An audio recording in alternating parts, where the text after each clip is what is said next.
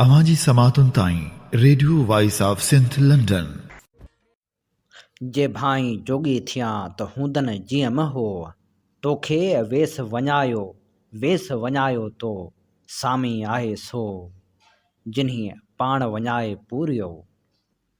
भलारे बिटधणी जे भलारे बैत सां मुंहिंजो ही आवाज़ मुसाफ़िर radio voice of Sindh London ता थी दुनिया जी कुंड कुड़छ ताईं जंहिंजा माग ॿुधिजे पियो उन्हनि मिड़नी महिरबाननि खे सिक भरियो सलाम शाल क़बूल पवे। 4 सितंबर 2021 छंछर जे ॾींहुं प्रोग्राम सोच वीचार साण करे आवां जी ख़िदमत में हाज़िर अवां जो पंहिंजो मेज़बान हबीब लगारी। प्रोग्राम जी शुरूआत में अवां लाइ इहा ई दुआ त शाल जितो हुजो सुख सलामती सां हुजो, कॾहिं बि ॾुखियो ॾींहुं न ॾिसो ऐं कॾहिं बि अवां जूं मुर्कूं मेरियूं न थियनि। शाल दुनिया जे कुंड कुड़छ में जिते बि हुजो पंहिंजे वतन सां वफ़ा जा वचन निभाईंदा रहो ऐं धरती लाइ धरती जे मिसकिन मारवड़नि लाइ जाखोड़ींदा रहो। शाल अवां जा ख़्वाब साबिया जो रूप माणियो। दोस्तो, जीअं त अवां जे राय जी रोशनी में असीं प्रोग्राम खे बहितर खां बहितर बणाइण जी कोशिश में रुधल आहियूं ऐं असांजी इहा बि कोशिश आहे सोच वीचार में जिते सोचनि जी सुराहाण शामिलु हुजे उते वरी दुनिया जहान जूं ख़बरूं बि हुजनि। इन जे करे असीं प्रोग्राम जी शुरूआत में उहे ख़बरूं बि नशर कंदासूं जेके धरती सां लाॻापियल हूंदियूं ऐं मिटी जहिड़नि माण्हुनि जे मसइलनि सां लाॻापियल हूंदियूं। उहे ख़बरूं जिन खे ॿीं मीडिया अहमियत ॾे न ॾे पर असां लाइ अहमियत इन करे बि रखनि थियूं जो उहे धरती सां लाॻापियल हूंदियूं आहिनि। दोस्तो, प्रोग्राम में ख़बरनि जी शुरूआत उन ख़बर खां कंदासूं जेका गुम थियल माण्हुनि बाबति आहे। उहे माण्हू जिन खे खंभे गुम कयो थो वञे, कानून जी लताड़ कंदे उन्हनि माण्हुनि खे क़ैदो बंद में रखी अज़ियतूं ॾिनियूं थियूं वञनि। सिंध हाई कोर्ट खंभे गुम कयल माण्हुनि जी बाजाबी बाबति दरख़्वास्तनि ते ईंदड़ शुनवाई ते अॻभराई रिपोर्ट तलब कई आहे। सिंध हाई कोर्ट में जस्टिस सलाहुद्दीन पंवर ऐं जस्टिस अदनानुल करीम मेमन ते ॿधल ॿ रुकनी बेंच ॼाणायल केस जी शुनवाई कई। 2013 खां ग़ाइब रक्षा ड्राइवर जी बाजाबी वारे केस में गुम थियल नौजवान जो वालिद, जांच ऑफिसर ऐं ॿिया पुलिस ऑफिसर अदालत में पेश थिया। वालिद ॿुधायो त 19 वरनि जो ताहिर 2013 में लियारी मां गुम थी वियो आहे। ख़बर न आहे त मुंहिंजो पुटु जहिड़ो बि आहे या न। नौजवान पुट खां सवाइ ज़िंदगी खाइण पई अचे। अदालत खे अपील आहे त मुंहिंजे पुट खे बाज़ियाब करायो वञे। अदालत पुछाणो कयो त किथे आहे ताहिर। जांच ऑफिसर ॿुधायो त ताहिर मथां 5 केस दाख़िल आहिनि। गुम थियल नौजवान लियारी गैंग वार में बि मुलविस रहियो आहे। अदालत गुम थियल शहरी खे बाज़ियाब करण लाइ हिदायतूं ॾेई छॾियूं। अदालत रिमार्क्स ॾिना त जेकॾहिं ताहिर ते केस आहिनि त खेसि अदालत में पेश कयो वञे। अदालत ईंदड़ ॿुधणी ते अॻभराई रिपोर्ट तलब करे वरिती। अफ़गाननि जी आबादकारी ऐं ज़मीन ते कब्ज़े ख़िलाफ़ क़ौमी अवामी तहरीक जे मरकज़ी सॾ ते मुख़्तलिफ़ शहरनि में 3 ॾींहं बि एहतिजाजी मुज़ाहिरा करे रैलियूं कढियूं वियूं। कासमाबाद जे इलाइक़े नसीम नगर चौक ते मरकज़ी नायब सदर डॉक्टर अज़ीज़ टालपुर, ज़ीनत समोन नज़ीर बुलेदी, अब्बास पठान, रफ़ीक कुनराणी, दिलदार अबड़ो, माशूक चांडियो, फरहान लाड़क ऐं ॿियनि जी अॻवाणी में मुज़ाहिरो कयो वियो। कोट ग़ुलाम मोहम्मद में किरड़ रेबारी, अरबाब नुहाणी, मजीद बुघियो, नजमा आराई, कामरेड राज़ू मल, मकसूद भुरगड़ी, लक्ष्मण दास, पूनम चंद, सतराम दास, कामरेड याकूब ओठो ऐं अनवर फ़ौजी जी अॻवाणी में रैली कढी वई। मोरो में ख़ान मोहम्मद सुमरो, हिदायतुल्ला सुमरो, नाज़ना अलमाणी, अख्तर परो ऐं निज़ाकत सिंधी जी अॻवाणी में सवें माण्हुनि क़ौमी अवामी हाउस खां रैली कढी शहर जो गश्त कयो। गढ़ी हसन में गुलमंद खोसो, दीदार भट्टी, रसूल बख्श, शबीर लाकटी ऐं ॿियनि मुज़ाहिरो कयो। ॾहरकी में अरशद शर, इमरान शर, रफ़ीक अहमद, ज़ुल्फ़कार शर ऐं वफ़ादार शर जी अॻवाणी में एहतिजाजी मुज़ाहिरो कयो वियो। डॉक्टर अज़ीज़ टालपुर ख़िताब कंदे चयो त सिंध आलमी यतीम ख़ानो न आहे। हुक्मरान सिंधी माण्हुनि खे अक़लियत में तब्दील करण लाइ लखें बंगालियुनि, बिहारियुनि ऐं बर्मियुनि समेत ॿियनि परॾेहनि खे निकाली नथा ॾियनि। अफ़गानिस्तान जूं हालतूं ख़राब आहिनि। लखें अफ़गानी सिंध में अची आबाद थींदा जिन खे रोकियो वञे। मजीद बुघियो ऐं अल्ताफ़ ख़ासकेली चयो त ज़राइत खे हथ वठी तबाह कयो वियो आहे।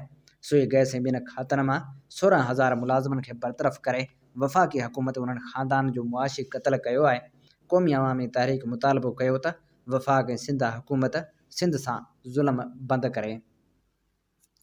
काज़ी अहमद मां बाज़ियाब करायल जोही शहर जे हुसैनाबाद कॉलोनी जी रहवासण 13 वरनि जी निगरी खे पुलिस काल्ह अदालत में पेश कयो, जिते अदालत निगरी खे अॼु छंछरु ॾींहुं ॿीहर अदालत में बयान लाइ पेश करण ऐं मेडिकल चेकअप कराइण जो हुकुम ॾिनो।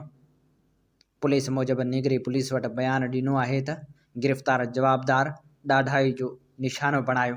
अदालत जे हुकुम ते जोही जी अस्पताल मां निगर जो मेडिकल चेकअप करायो आहे। केस सुभाणे ॿीहर अदालत में पेश कयो वेंदो। उन मौक़े ते गिरफ़्तार जवाबदार खे पिणु अदालत में पेश कयो वियो। अदालत जवाबदार खे हिकु ॾींहं जे रिमांड ते पुलिस हवाले करे छॾियो। होॾांहुं बाज़ियाब करायल निगरी खे अदालती हुकुम बाबति वुमेन पुलिस तालके अस्पताल आंदो, जिते संसद मेडिकल करायो वियो, जंहिं बाद खेसि ॿीहर वुमेन पुलिस सां गॾु जोही थाणे ते आंदो वियो, जॾहिं त जवाबदार खे बि पुलिस जोही तालके अस्पताल आंदो, जिते पिणु उन जा जुज़ा वरिता विया। ड्यूटी डॉक्टर न्याज़ हुसैन मूजिबि DNA टेस्ट लाइ जवाबदार जा जुज़ा वरिता विया आहिनि, जेके लेबॉरेटरी मोकिलिया वेंदा।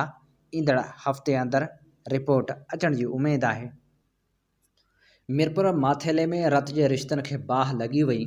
नाफ़रमान पुटु पंहिंजे पिरसन पीउ अकबर छिजण खे बीमार रहण ते घर मां कढी छॾियो ऐं मीरपुर माथेले जी दरगाह आलिया सैद लाल शाह ते उछलाए वियो। पिरसन पीउ सारो ॾींहुं दरगाह ते सुतल रहियो ऐं कंहिंसां बि ॻाल्हाए नथो। दरगाह ते वेठल माज़ूर शख़्स संदसि ख़िदमत करणु लॻो आहे। उन हवाले सां सहाफ़ियुनि जी टीम दरगाह ते पहुती ऐं पिरसन खां पुछा कई त हुन कुझु बि ॿुधाइण बदिरां ख़ामोश रहियो ऐं ज़ारो क़तार रुअंदो रहियो। सीनियर बलोच क़ौम परस्त अॻवान ऐं बलूचिस्तान जे अॻूणे वॾे वज़ीर सरदार अताउल्लाह मेंगल खे हज़ारे आलियन अखियुनि सां संसद अबाणे इलाइक़े वढ में मिटी मां हवाले कयो वियो। उनखां अॻु संसद जनाज़े निमाज़ में वॾे अंग में सियासी ऐं क़बीलाई शख़्सियतनि शिरकत कई। ख़मीस ॾींहुं कराची में लाॾाणो करे वेंदड़ बलूचिस्तान नेशनल पार्टी जे सरपरस्त आला सरदार अताउल्लाह ख़ान मेंगल जो मढ़ काल्ह सुबुह कराची खां बलूचिस्तान जे इलाइक़े वढ रवानो कयो वियो।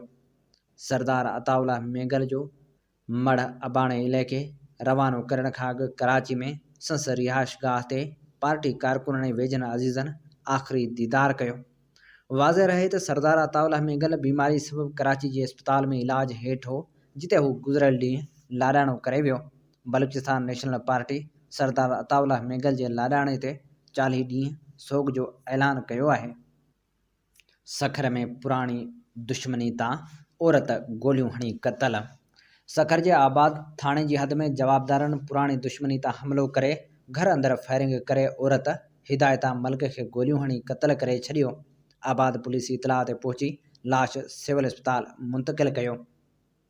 ॿुधायो थो वञे त जवाबदार शरफुद्दीन क़ाइमुद्दीन मलिक ऐं ॿिनि फायरिंग करे औरत हिदायता मलिक खे क़तल कयो हो।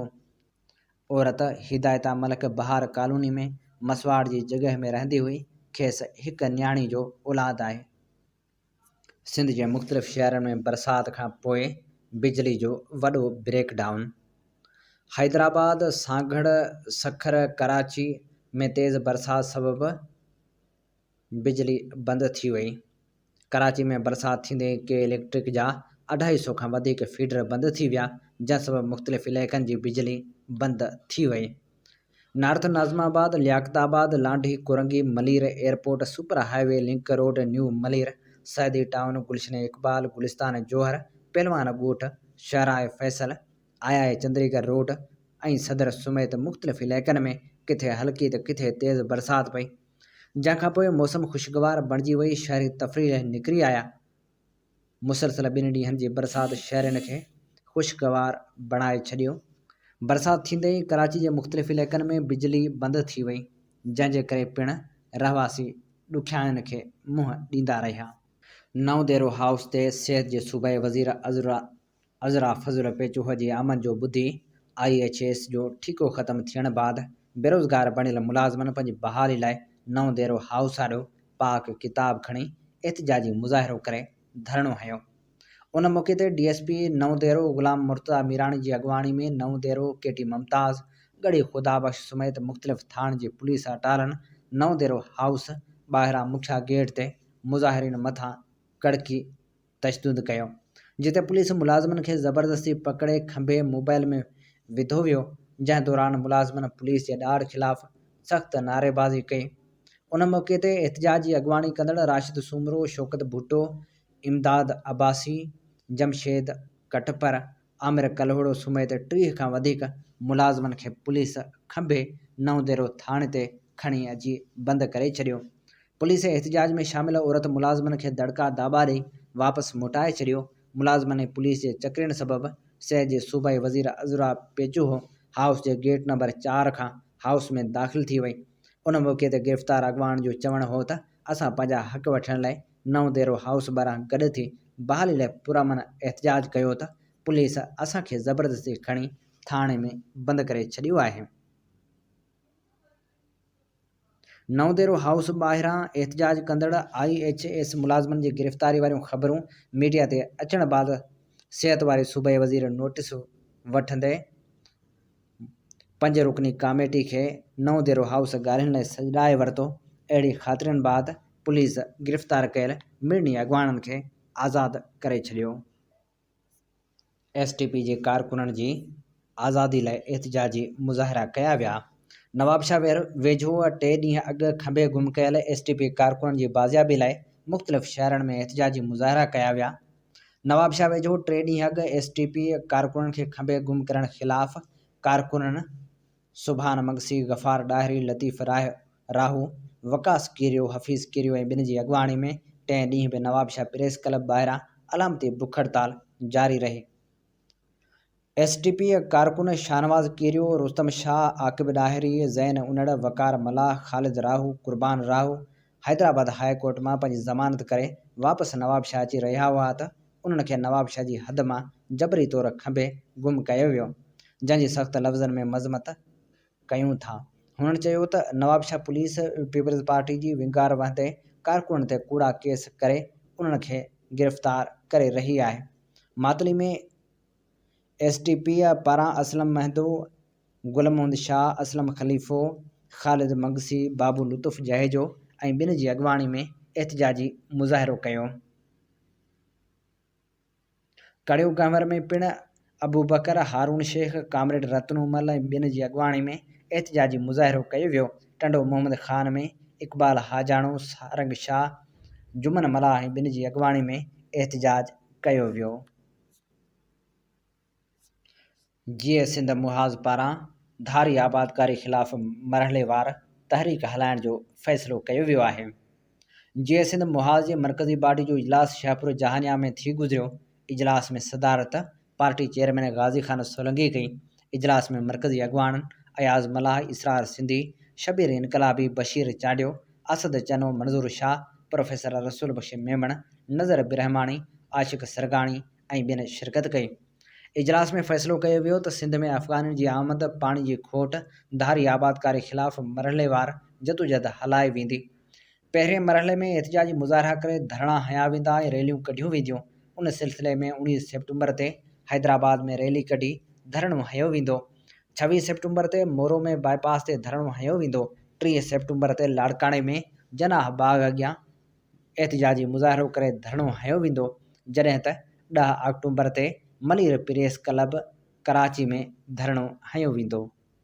मदे जी भरिसां पहवर ऐं बिरोही बिरादरी जे ॿिनि धुरियुनि में पुराणे तकरार तां झेड़ो थी पियो, जंहिं सबबि 3 ॼणा गोलियुनि जो खाज बणिजी विया। ॿिन्ही धुरियुनि में पुराणे तकरार तां थियल फायरिंग में मंज़ूर बिरोही, इब्राहिम रियाज़ समेत 4 ॼणा मारिजी विया, जॾहिं त 2 ॼणा ज़ख़्मी पिणु थी पिया, जिन खे लाड़काणे इस्पताल मुंतक़िल कयो वियो। वाक़े बाद धुरियुनि में छिकताण तेज़ थी वई आहे। वधीक रतो छाण जो ख़दशो ज़ाहिर कयो पियो वञे। सॼी दुनिया वांगुरु सिंध में बि कोरोना जो कहर जारी आहे। वधीक 1121 नवां केस ज़ाहिर थिया, जॾहिं त कोरोना सां झेड़ींदे 12 मरीज़नि हयातियूं वञायूं। 692 मरीज़नि कोरोना वायरस खे शिकस्त ॾेई सिहतयाबी माणी। हिन वक़्तु 47,962 मरीज़नि जो इलाज हली रहियो आहे, जिन मां 47,042 मरीज़ घरनि में जॾहिं त 40 मरीज़ आइसोलेशन सेंटरनि ऐं 880 मरीज़ मुख़्तलिफ़ इस्पतालुनि में दाख़िल आहिनि। 784 मरीज़नि जी हालति ॻणिती जोॻी आहे ऐं 66 मरीज़ वेंटिलेटर ते आहिनि। कराची में 24 कलाकनि दौरान 492 नवां केस ज़ाहिर थिया।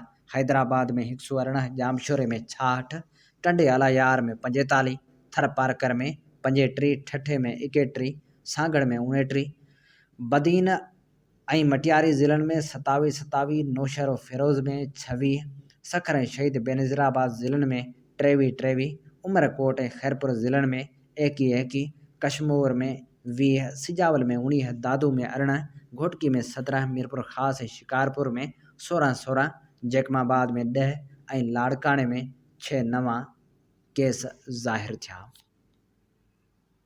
ही हुयूं हिन वक़्त ताईं जो ख़ासि ख़बरूं। अव्हां ॿुधी रहिया आहियो radio voice of Sindh London ऐं अव्हां जी ख़िदमत में प्रोग्राम पेश कयो पियो वञे सोच वीचार जे हिन सफ़र में अव्हां सां हम सफ़र अव्हां जो पंहिंजो मेज़बान हबीब लगारी। मामूली बरसात में बिजली बंद जे उनवान सां हिलाल पाकिस्तान अख़बार पंहिंजे एडिटोरियल में लिखे थी, कराची जे मुख़्तलिफ़ इलाइक़नि में किथे तेज़ त किथे हल्की बरसात जो सिलसिलो शुरू थियो। गुलिस्तान जोहर आया चंद्रीगढ़ रोड, सदर, शाहराह फैसल समेत केतिरनि ई इलाइक़नि में हल्की बरसात पई। बरसात सबबि शहर जा केतिरा ई इलाइक़ा बिजली खां महरूम थी विया। हुकूमत तोड़े इदारनि जी कारकर्दगी संजीदगी ऐं अमली तौर ते कमु करण मां ज़ाहिर थींदी आहे। उन हवाले सां असां वटि अक्सर करे ॾिठो वियो आहे त कंहिं बि मुसीबत आफ़त या बरसातनि दौरान इंतिज़ामिया तरफ़ां बर वक़्ति कारी वारा कख नज़र ईंदा आहिनि। रुगो हिक ॿिए ख़िलाफ़ बयानबाज़ी खां सवाइ ॿियो कुझु बि नाहे कयो वेंदो। कराची में मामूली बरसात हुकूमत इंतिज़ामिया ऐं के इलेक्ट्रिक जी पत वाइखी करे छॾी आहे। कराची समेत सॼी सिंध में बरसात सबबि बिजली जी बंदिश सां शहरनि जेको अज़ाब भोॻियो उनजो अहसासु एयर कंडीशन ऑफिसनि में वेठल कामूरनि, चूंडियल नुमाइंदनि ऐं हुक्मराननि खे नाहे थियो। उहो उन करे त अज़ाब हाणे हिन मुल्क जी अवाम जो मुक़दर बणिजी वियो आहे। अज़ाबनि जो मारियल अवाम कुझु करण खां बि लाचार बणियल आहे। तोड़े जो आफ़तनि ऐं बरसातनि दौरान अवाम खे तकलीफ़ुनि खां बचाइण लाइ अॻुवाट हंगामी बुनियादनि ते क़दम खयां वेंदा आहिनि, पर कराची में अहिड़ो कुझु नज़र न आयो। के इलेक्ट्रिक जो नाअहली जो कीतो शहरी भोॻे रहिया आहिनि। हिते न बिजली आहे न ई गैस आहे। सहूलियतुनि खां महरूम शहरी इदारनि जी नाअहली कोताही जे रहम ऐं करम ते ज़िंदगी बसर करे रहिया आहिनि। अॼु 4 सेप्टेम्बर नाम्यारे साफ़ी फ़कीर मोहम्मद लाशारी जो जनम ॾींहुं आहे। फ़कीर मोहम्मद लाशारी जे वाल जो नालो मोहम्मद हसन लाशारी हो। हू 4 सेप्टेम्बर 1951 ते लाड़काणे ज़िले जे तालके वारह जे क़दीम ॻोठ गाजी ख्वावड़ में पैदा थियो। प्राइमरी तालीम पंहिंजे अबाणे ॻोठ मां ऐं मैट्रिक वारह हाई स्कूल मां 1968 में पास कयाई। हूअ ॻोठ जो वाहिद माण्हू हो जेको 1968 में बि अंग्रेज़ी अख़बार घुराए पढ़ंदो हो। गवर्नमेंट कॉलेज लाड़काणे मां 1972 में BA पास करे सिंध यूनिवर्सिटी मां MA इकनॉमिक्स 1974 में ऐं लाड़काणे मां 1979 में LLB पास कयाई। शुरूआत में हू उस्ताद थियो, पर सियासत में गहरी दिलचस्पी हुजण करे मुदलिल बहस कंदो हो। कुझु वक़्तु हुन अख़बारनि लाइ वारह मां रिपोर्टिंग बि कई, पोइ उतां ई सहाफ़ी लॾे में लाॻापियल रहियो। शुरू में हुन सियासत ॾांहुं लाड़ो कयो ऐं डॉक्टर अरबाब ख्वावड़ सां गॾिजी कम कयाई। हुन अख़बार में मज़मून लिखणु शुरू कया ऐं माण्हुनि संदसि लिखण खे घणी मोट ॾिनी। 1972 में कराची अचण खां पोइ हुन सिंधी अदबी संगत कराची सां बि पाण मल्हायो ऐं 7 साल संगत सां गॾु रहियो। उन सां गॾु लाशारी साहिबु मुख़्तलिफ़ मज़मून कहाणियूं मुख़्तलिफ़ अख़बारनि ऐं रिसालनि में लिखणु शुरू कयूं। उन दौरान हुन जो मज़मून ऐं लिखणियूं घणो मशहूरु थी चुकियूं हुयूं। सहाफ़त में रहंदे फ़कीर मोहम्मद लाशारी जी अदब दोस्ती, अदबी ॼाण, ॾेह ऐं आलमी हालतुनि ते उबूर खे महसूसु कंदे रोज़ानी अवामी आवाज़ में खेसि चीफ एडिटर मुक़ररु कयो वियो। अवामी आवाज़ में पहुचण शर्त संदसि लिखियल एडिटोरियल सिंधी सहाफ़त जी जान बणिजी विया ऐं हर हिकु संजीदा अदब सियासत जो शऊर रखंदड़ सिंधियुनि महसूसु कयो त अवामी आवाज़ अख़बार बि हाणे सिंधी सहाफ़त में क़ाबिल एतमाद नालो, तहरीक ऐं जदोजहद जो ॾेख ॾियणु लॻी। हीअ बेबाक सहाफ़ी 17 जुलाई ते 42 सालनि जी फ़ौह जवानी में असां खां विछड़ी वियो। अॼु 4 सेप्टेम्बर नाम्यारी फ़नकारा फ़ौज़िया सुमरो जो विछोड़े जो ॾींहुं आहे। संसद वरसी मल्हाई पई वञे। नाम्यारी गुलकारा फ़ौज़िया सुमरो जो जनम 1966 धारे थर जे हिकिड़े निढड़े ॻोठ वीरावाह में नथू ख़ान सुमरो जे घर में थियो, जेको हमदे नात ॻाईंदो हो। संसन निढपिण ऐं जवानी टंडो मोहम्मद ख़ान में गुज़रिया।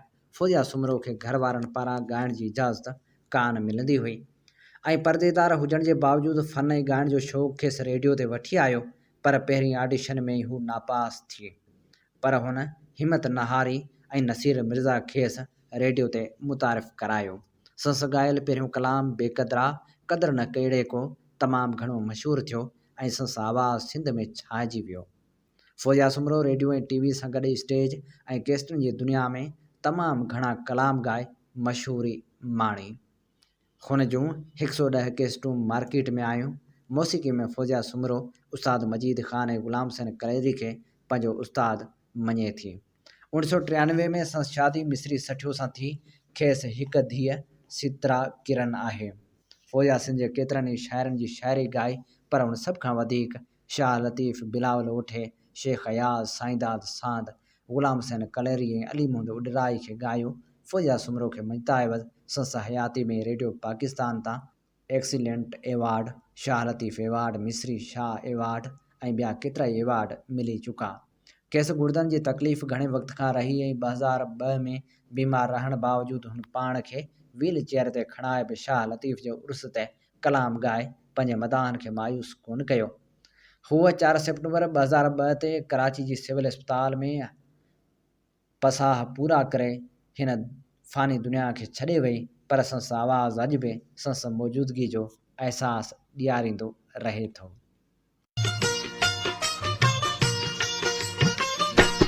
सजण ॿई गॾु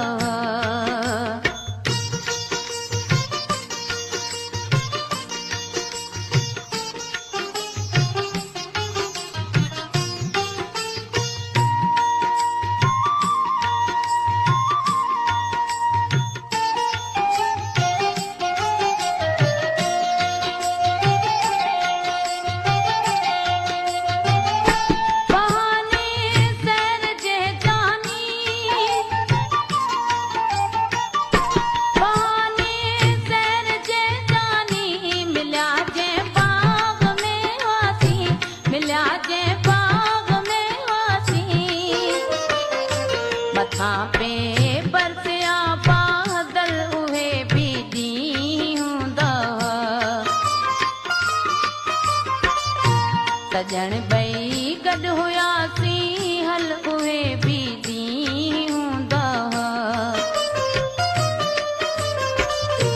परे थींदा न हुआसीं पल उहे बि ॾींहं हूंदा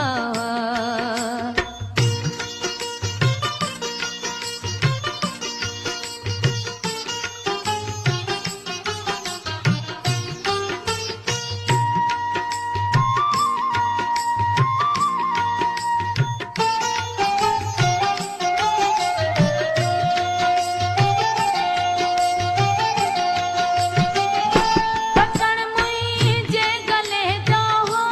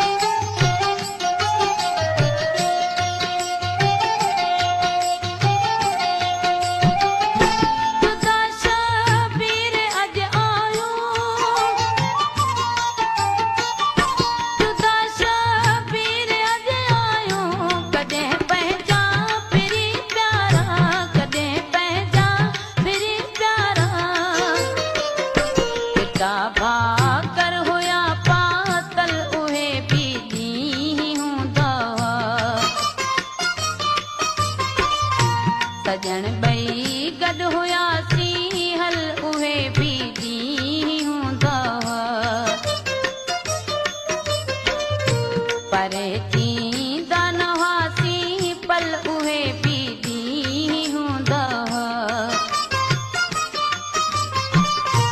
सॼण ॿई गॾु हुआसीं हल उहे बि ॾींहं हूंदा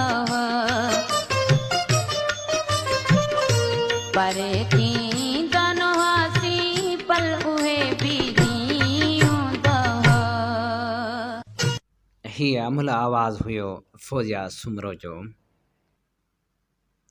अमी ॿुधी रहिया आहियो radio voice of Sindh London ऐं आऊं जो मेज़बान आहियां हबीब लगारी। अव्हां जी ख़िदमत में प्रोग्राम पेश कयो पियो वञे सोच वीचार। अॼु नाम्यारे फ़नकार दरवेश सिफ़त इंसान कलाकार ऐं शाइर मिस्री फ़क़ीर जे विछोड़े जो ॾींहुं आहे। अॼु संसद वरसी मल्हाई पई वञे। मिस्री फ़क़ीर जी वरसी जे मौक़े ते नासिर काज़ी जे लिखियल मज़मून मां चूंड वर्क अव्हां जी ख़िदमत में पेश करियूं था। कराची खां कश्मीर तोड़े किंझर खां कारूझर ताईं पंहिंजे प्यारी सोन वरणी सिंध जे कुंड कुर्छ घुमंदे जॾहिं भलारे भिटाए जी भूं हाला तरफ़ रुख कबो त उते सरवरी दरगाह जा मोलम ऐं मदरसे अमन ऐं आशिती वारे सबक़ ॾियण में सदियुनि खां मसरूफ़ अमल ॾिसिजी रहिया आहिनि। हिन दरगाह ते मखदूम नूह सरवर हालाई खां वेंदे अॼु ॾींहं ताईं जा दरगाह धणी हर दौर में अमन आशिती ऐं आजबे जो पैगाम ॾींदा रहिया आहिनि। साॻे दरगाह जे मोलमनि जे डिघी सिफ़ में सिंध धरती जे नाम्यारे काफ़ीगो शाइर गुण रखी शख़्सियत ऐं मिठड़े तुड़े ॿाझारे इंसान मखदूम साईं मोहम्मद ज़मा तालबर मौला जी शफ़क़त भरियो छपर ऐं छांवरो पिणु नज़र अचे थो। मिस्री फ़क़ीर जो मिठड़ो नालो बि मिले थो। मिस्री फ़क़ीर 1969 धारे सिंध ज़िले नवाबशाह में तालके सकरन जे हिकु ॻोठ लकापुर भरिसां ॻोठ कुंभ लीमा में फ़क़ीर अलहने मंगणहार जे घर में अखियूं खोलियूं। मिस्री फ़क़ीर कुल किताबी तालीम 4 दर्जा पंहिंजे ॻोठ मां हासिलु कई, जंहिं दौरान पढ़ण सां गॾु स्कूल जे हम निसाबी सरगर्मियुनि में हिसो वठी तराना नग़मा ऐं नातूं पिणु पूरे चाह सां चपनि में चोरण लॻो।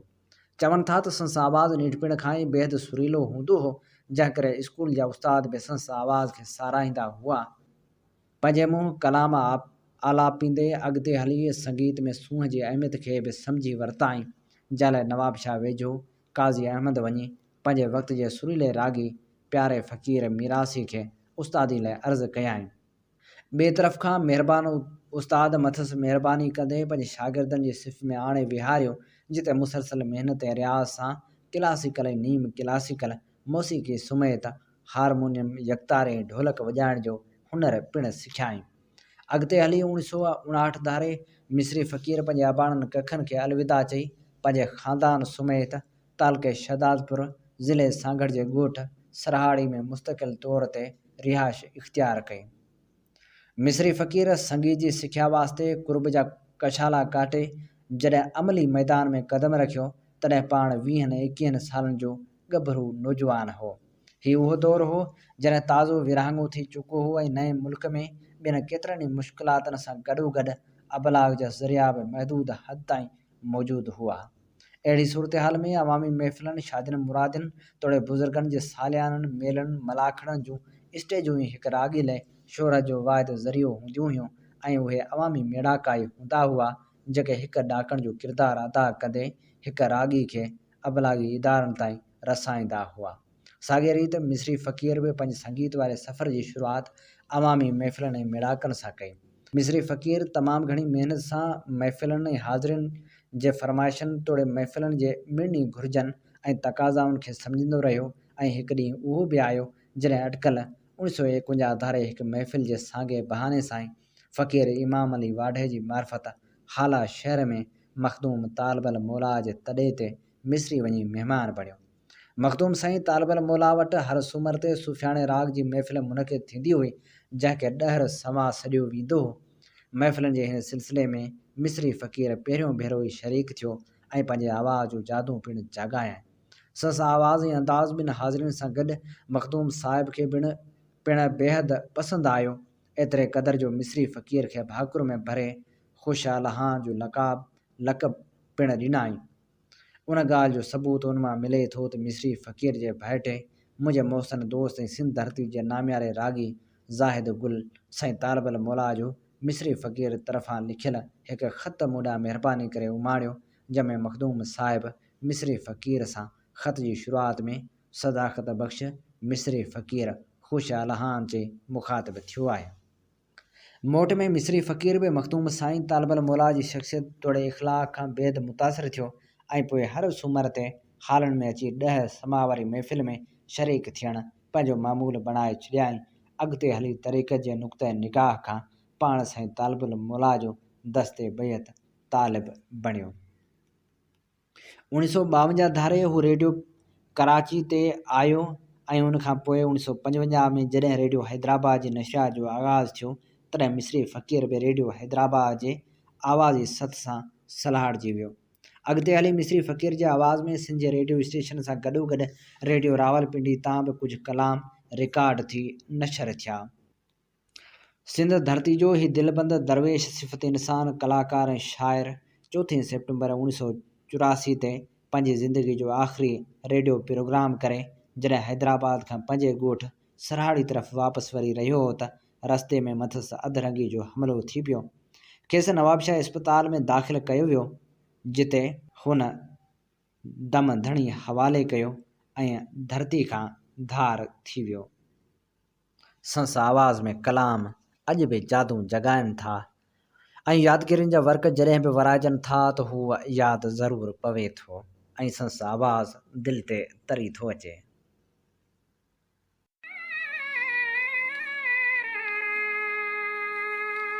पखियड़ा वञनि था चुगण 4 दाणा, पखियड़ा वञनि था विझी बुख खंभनि में, विझी बुख खंभनि में, असुर ॾेई उथनि था चुगण 4 दाणा।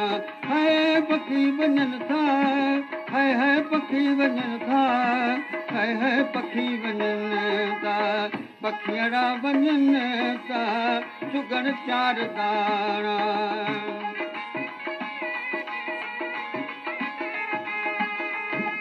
करेला मिठड़ी बधियूं कन ककारूं, अञा कैन सम्झूं पखियुनि जूं पुकारूं, अञा कैन सम्झूं पखियुनि जूं पुकारूं। गूंगा घर छॾींदे, गूंगा घर छॾींदे, अलाए छा चवनि था चुगण 4 दाणा। हाय पखी वञनि था, हाय पखी वञनि था, हाय पखी वञनि था, पखियड़ा वञनि था चुगण 4 दाणा।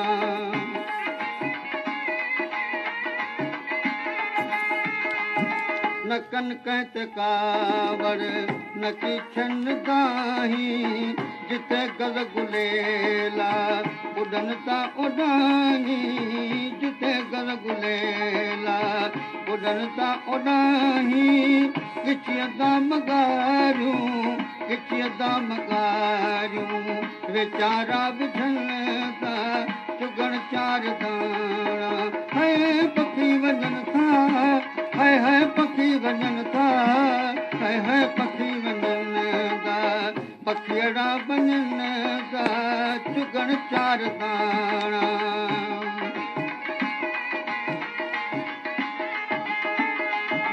अचन माग मोटी अवेरा सवेरा, कटक कूंजड़नि जा तितर बाज़ गेरा, कटक कूंजड़नि जा तितर बाज़ गेरा। बुखुनि में बि बेवसि, बुखुनि में बि बेवसि, सदा ख़ुशि रहनि था चुगण 4 दाणा। हाय पखी वञनि था, हाय पखी वञनि था, हाय पखी वञनि था, पखियड़ा वञनि था चुगण 4 दाणा।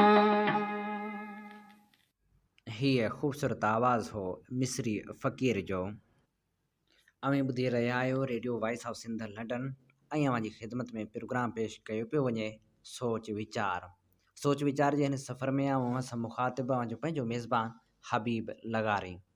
प्रोग्राम अव्हां खे कीअं थो लॻे ऐं उन बाबति के राया ॾियणु चाहियो था त असां ॾे हींअर ई लिखो। असांजो व्हाट्सअप नंबर आहे 0312 3245 303। प्रोग्राम में हाणे शामिल करियूं था शाइरी। अॼु जो शाइर आहे नामियारो शाइर, इनकलाबी शाइर अयूब खोसो। अयूब खोसो पंहिंजे ग़ज़ल में लिखे थो, खॼनि पिया कुल्हनि ते कबीलनि जा लाशा, ढके सिंध वेठी मसीहनि जा लाशा, रुअनि पियूं उघाड़नि मथनि सां नियाणियूं, मिलनि पिया अवेला असीरनि जा लाशा। वञो पोइ पटोहित कमल कोन आहिनि, कफ़न खां सवाइ हिन हसीननि जा लाशा। अञा तो ते ऊंदह वॾी आहे मकली, घुमनि पिया चिबन जी ज़मीरनि जा लाशा। असां ख़्वाब विकिणी सुता कोन आहियूं, हुरनि पिया हीअं ते हबीबनि जा लाशा, खॼनि पिया कुल्हनि ते कबीलनि जा लाशा। दिलनि जा ठिकाणा अझाई बुॾी विया, नवां ख़्वाब पंहिंजा सजाई बुॾी विया। सुकी वियूं दरनि जूं समूरियूं चबेलियूं, गुलाबनि जा ॻाढ़ा गघाई बुॾी विया। डही पियूं नगर ते अंधेरियूं घटाऊं, सनीहा इशारा घणाई बुॾी विया। जिते चंड चमकिया उते सूर उभरिया, छुलियूं कोन छेरूं छलाई बुॾी विया। लॻे जिस्म भूरनि ते मिटी जी मेंदी, कुंवारनि जा कारा छताई बुॾी विया। अखियुनि खां अखियुनि जी अजिब थी जुदाई, पुछाऊं मरी वियूं पताई बुॾी विया।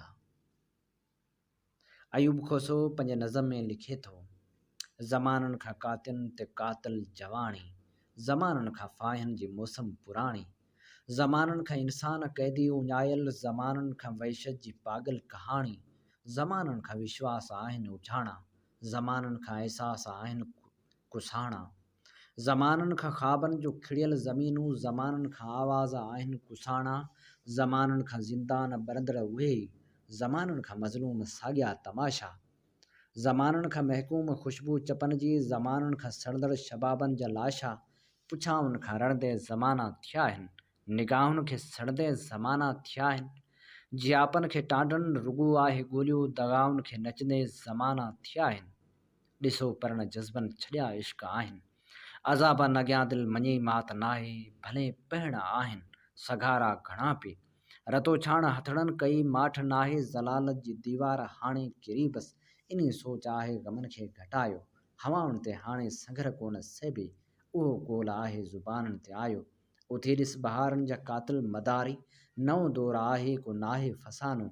उहो रूह आहे बग़ावत जो भड़को, उझाए उन्ही खे न सघंदो ज़मानो। अयूब खोसो पंहिंजे ॿिए नज़म में लिखे थो, मूंसां मोहबत करे सूर थींदे सॼी, देर ताईं मां कंहिंजो थियां की भला। मुंहिंजे रग रग में टांडो थो बरंदो रहे, मुंहिंजे रग रग में टांडो थो बरंदो रहे। मुंहिंजे मन जी मिटी थी केॾारो लिखे, दर्द जो थो दरिया रोज़ मुंहुं में छुले, दर्द जो अथो दरिया रोज़ मुंहुं में छुले। कीअं मन जो मां होड़ो संभालियां भला, कणक वांगे थो सिजे मां हेठियां पचां। दिलरुबा तुंहिंजे कोमल अखियुनि जो वतन, को बि शक न आहे तुंहिंजे उजागिल बदन। कंहिं फ़सादनि खे वेझो थो आणे सघे, खोड़ ख़्वाबनि जा मोतिया थो छाणे सघे। तुंहिंजे ॻाढ़नि ॻटनि जूं निगाहूं इहे, कंहिं बि रुत खे त काफ़िर करे थियूं सघनि। तुंहिंजे हथड़नि जी सुर्खी जा ॻाढ़ा झंडा, कंहिं बि तारीख़ खे पूर्ण था जनमे सघनि।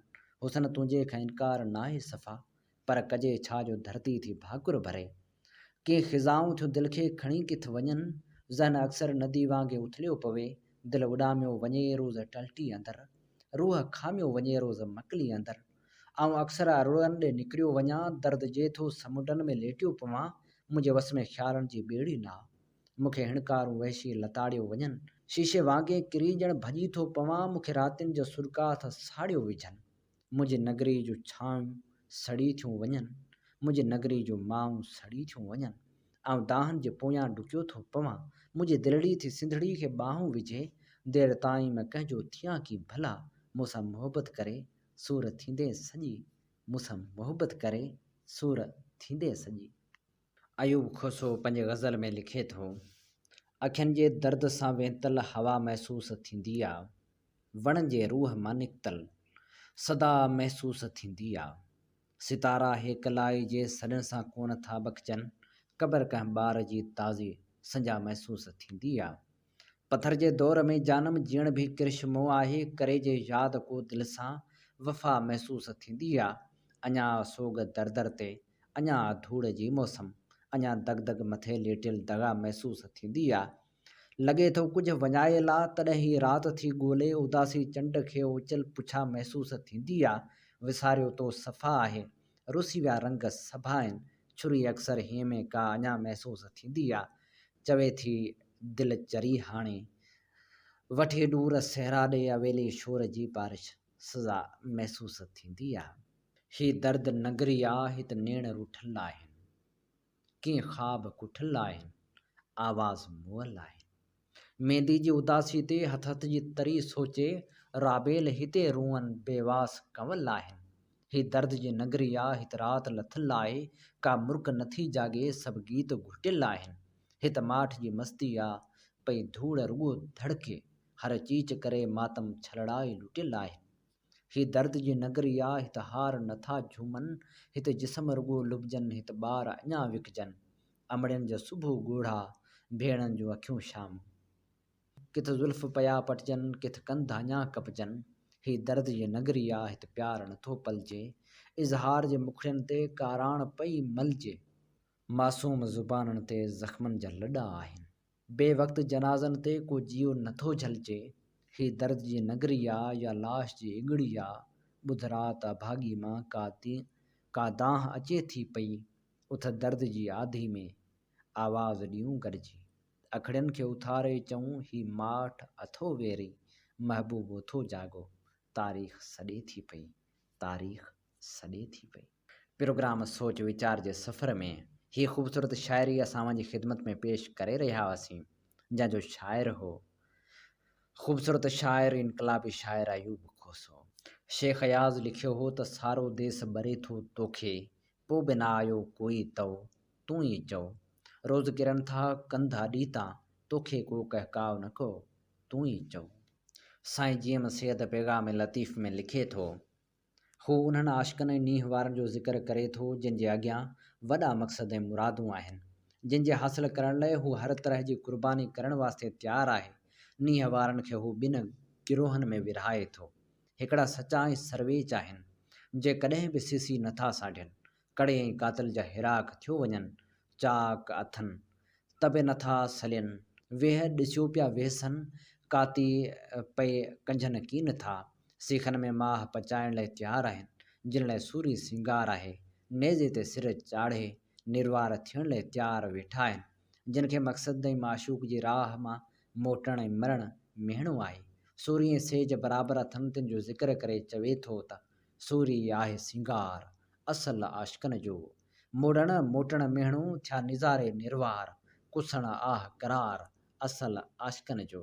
मौलाना उबैदुल्ला सिंधी 12 जुलाई 1940 दारे ठठे में मुनक़िद कयल ज़िले कांग्रेस कमेटी कॉन्फ्रेंस में ख़िताब कंदे चयो हो, मादी तरक़ी लाइ असांखे यूरोप जे लिबरलिज़म ऐं मैकेनिकलिज़म ॿिन्ही खे ख़ुशी सां क़बूल करणु घुरिजे, जीअं तुर्की ऐं ॿियनि मुल्कनि में थी रहियो आहे। मां उन्ही मजमूए खे यूरोपियनिज़म चवां थो। जीअं कमाल पाशा पंहिंजे ॻोठाणनि खे इस्तंबुली शहरनि जे बराबरि करे छॾियो, मां अहिड़ी तरह पंहिंजे हारियुनि खे अलीगढ़ सोसाइटी वारे आला दर्जे ते आणणु घुरां थो।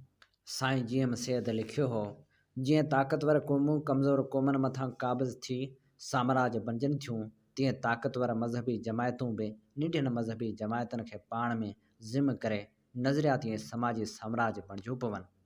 तफ़ावत उन्हनि जे विच में उहो आहे त मुल्की साम्राज क़ौमी तइदाद, जंगी क़ुवत, पैसे ऐं मुल्की निज़ाम जी लियाक़त जे आधार ते निढियुनि मुल्की हुकूमतनि ते मुख़्तलिफ़ बहाननि सां काबिज़ थियनि था, त मज़हबी जमायतूं वरी तबलीग, जिहाद ऐं बदिलियल हालतुनि मुताबिक़ जदीद ख़्यालनि जो इज़ाफ़ो करे ताक़तवर ऐं आलमगीर बणिजनि थियूं। सोच वीचार जे सफ़र में हाणे वर्क वरायूं था नामियारे लेखक, कहाणीकार ऐं नावल नवीस सिराजुल हक़ मेमण जे नावल मरण मूसी आवजा, ऐं अव्हां जी ख़िदमत में पेश करियूं था नावल जी 20हीं क़िस्त। सामो जा पट सिंधी तारीख़ जा हर सिंधी लाइ हिकु अजीब छिक ऐं कशिश जो कारण रहिया आहिनि। उहे ई पट हुआ जिते सिंधियुनि, अरबनि, तुग़लकनि, ग़ज़नवियुनि, ग़ोरियुनि ऐं पोइ तुर्कनि सां वॾा मामरा ऐं मुक़ाबला कया हुआ। हित कोपन ऐं कूंदरनि साबित कयो हो त जेकॾहिं सिंधीअ पंहिंजी ते अचनि, पंहिंजा वेछा विसारे फ़क़्ति सिंध जे अज़ली अब्दी रिश्ते नाते में ॿ त 12 बणिजी विढ़नि त को बि धारियो हुननि जे अॻियां बीहण ऐं मुक़ाबिलो करण जो सत कोन सारींदो। हित हर सिंधी जे वरड़नि जा हॾा हिन धरती जी मिटी खे मान ॾेई आज़ादी जे गुलनि जो भाण बणिया हुआ। हर सिंधी जे बुज़ुर्गनि पंहिंजे रत सां रेज ॾेई ईंदड़ नसलनि जे छुटकारे जा फसल उपाया हुआ। हिन पट जी मिटी जी सुगंध पंहिंजनि मुतवालनि खे परियां ई पुकारे वठंदी हुई। जॾहिं बि को सिंधी वाटाड़ू बणिजी हितां लंघंदो हो त हुन जा क़दम उते बीही वेंदा हुआ।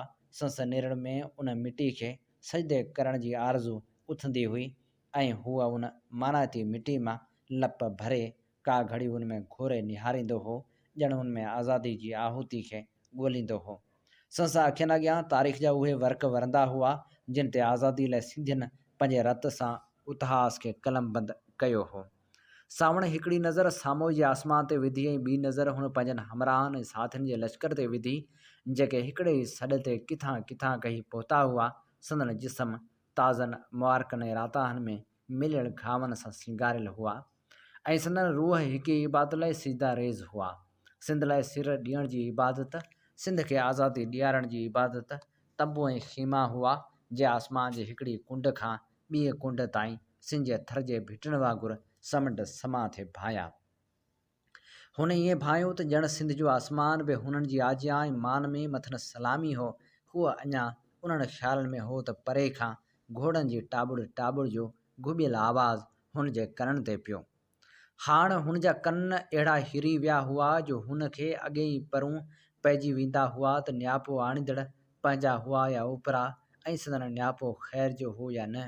हुन जे ख़ाबरू जथनि असल नियापे खां घणो अॻु खेसि उन नियापे बाबति चताए थे छॾियो। जीए सिंध ईंदड़ हमराह वटि पहुची सलाम वरायो। सदा जीए सावण भुणकियो।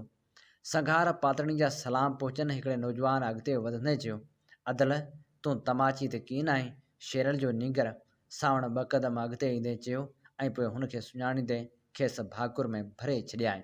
उहो साॻियो सावण सभिनी सां भाकुर पाए मिलियो ऐं ख़ुशि ख़ैर आफ़ियत खां पोइ चयाईं, भला करियो ख़बरूं चारो। ख़बरूं मिड़ई ख़ैर मुग़लनि जा विहारो बतेला हथियारनि सां ऐं तोपनि जे गोलनि सुधा असां वारे पतण ताईं पहुता हुआ। कुल 400 खन लश्करी हुआ। असांजे हमराहनि सिंधु जे पेट में हुन लाइ जाइ पैदा करे विधी। अलबत्ता ॿिनि तोपनि ऐं 100 खन भालनि ऐं तारनि खां सवाइ ॿियो हथियार बचाए कोन सघियासूं। तोपूं ऐं गोला काहे आया आहियूं। चाचे संघार थे चयो त उहे हथीका करे पहुचायो, मिड़ई कमु अची वेंदा, ॿियो मिड़ई ख़ैर। सावण का घड़ी हिन नौजवान खे घोरींदो रहियो। मुंहिंजे दिलि में हुन लाइ अथाह प्यारु अची वियो ऐं हुन वरी वधी खणी खेसि भाकुर विधो। शेरल जी औलाद मां मूंखे उहा ई उमेदु हुई। हुन खेसि मिठी ॾींदे चयो, चङो हाणे मोकिलाणी कान्हे। तमाची हुन प्यार खां मुर्गो शिशदर थियण लॻो। हुननि अञा त का अहिड़ी ॻाल्हि कान कई हुई जिते सावण जहिड़ो सरवाण हुनजी वाखाण करे। ईअं कीअं थींदो?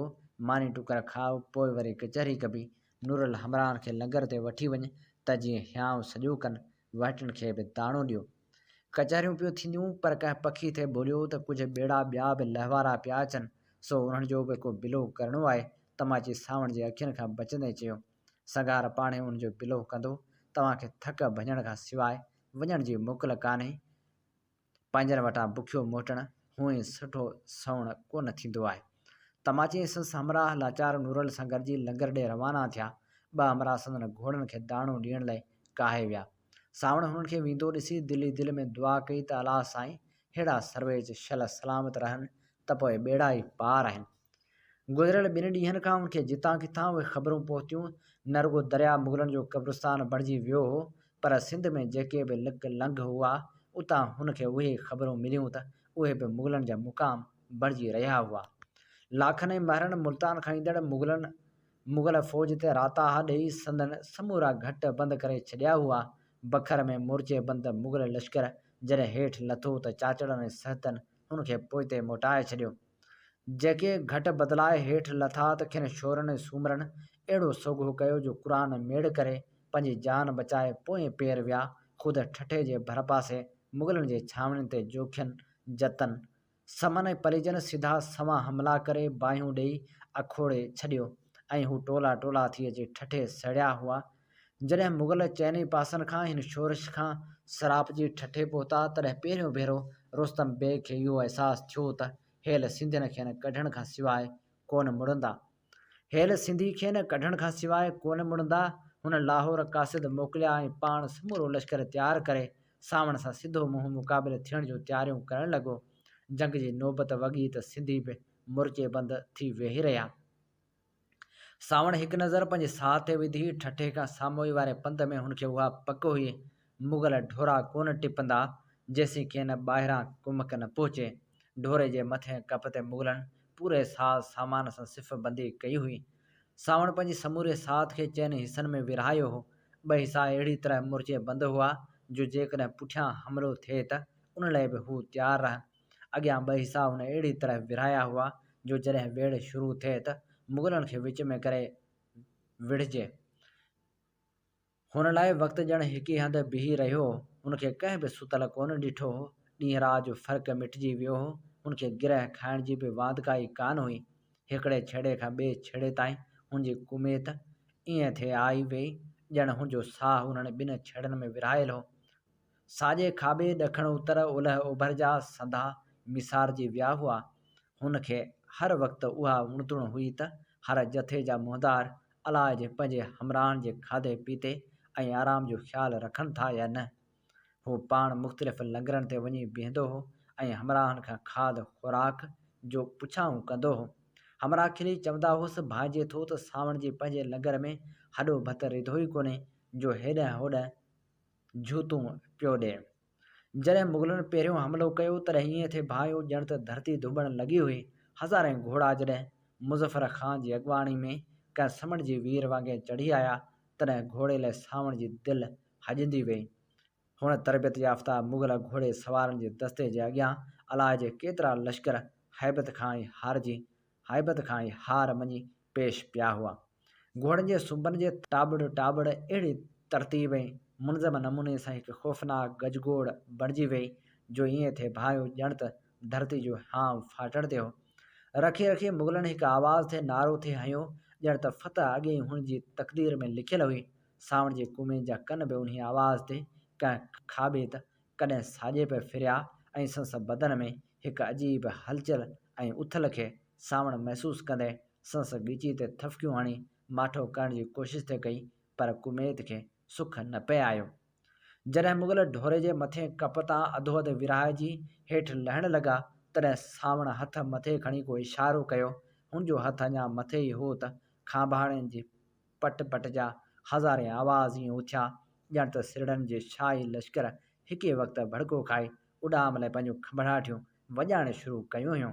खांभाड़ियुनि मां ॻोढ़नि जो मींहुं मुग़ल घोड़े सवारनि ते वसियो तॾहिं न मुग़ल लश्करी न की संदन घोड़ा उन लाइ तयारु हुआ। सवें मुग़ल उछल खाए जीअं ई घोड़नि जे दुंब तरफ़ थिड़िया तीअं संदन घोड़ा बि ॻोढ़नि जे धक खां अॻियां सुंबन मथे खणी उभा थी विया। पोइ टंगनि संदन साथ न ॾिनो ऐं हिकु डिघे ढिनल हिणकार सां पंहिंजे सवार खे हेठि उछलाईंदे पाण संभालींदे जी भड़को खाधाऊं त पंहिंजे सवार खे चिचरींदा विया। मुग़लनि जे दाहनि ऐं घोड़नि जे हिणकार आसमान में पड़ाॾा विझी छॾिया। सावण जे ॿिए इशारे ते 200 सिंधी घोड़े सवार उन घुमसान में ॿिन्ही पासनि खां लही पिया। हुनजे हथ में फ़क़्तु भाला हुआ। किरियल मुग़ल उथनि तंहिंखां अॻु भाला संदन निडघटनि छातियुनि ऐं पुठियुनि खे ॾारींदा विया।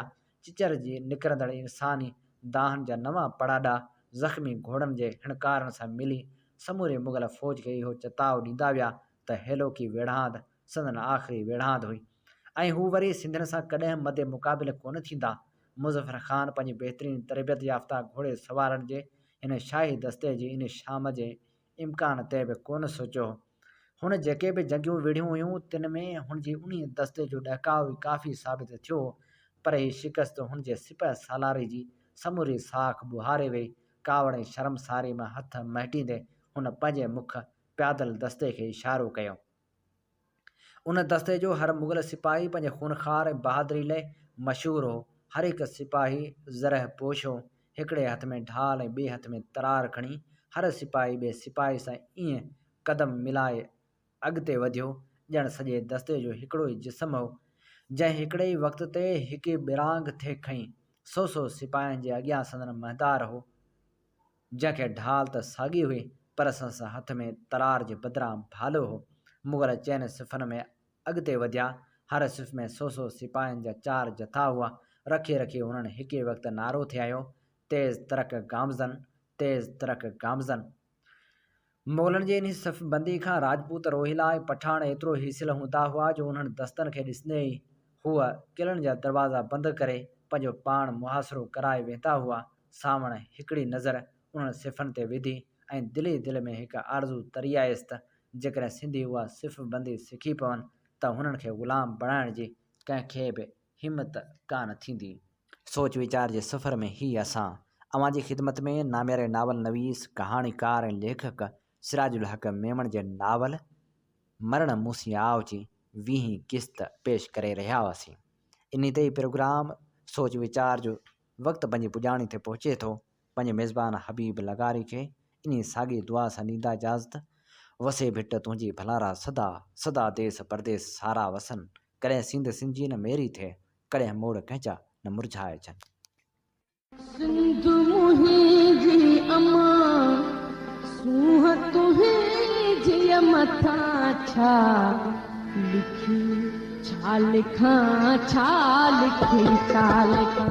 सिंध मुंहिंजी अमा, दुनिया जा सिंधियो हिकु मुठ थी सिंध बचायो। सिंध मुंहिंजी अमा सूंह तुंहिंजी मथां छा लिखी, छा लिखां। सिंध जो क़ौमी आवाज़ radio voice of Sindh London.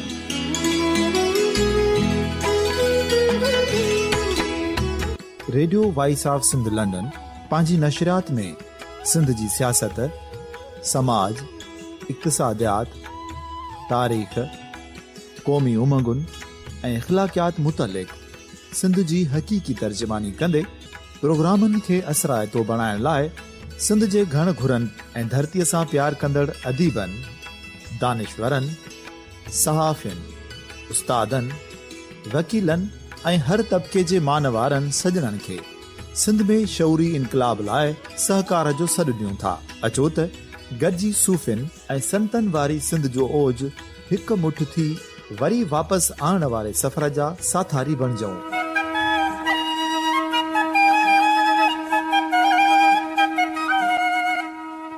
हिकु नए सुबुह जी शुरूआत जो पड़ाॾो घर घर, ॻोठ ॻोठ ऐं शहर शहर ताईं पहुचायो। शाल सिंध आबाद ऐं ख़ुशहाल थिए, सिंधी माण्हू सुखियो ऐं सताबो थिए।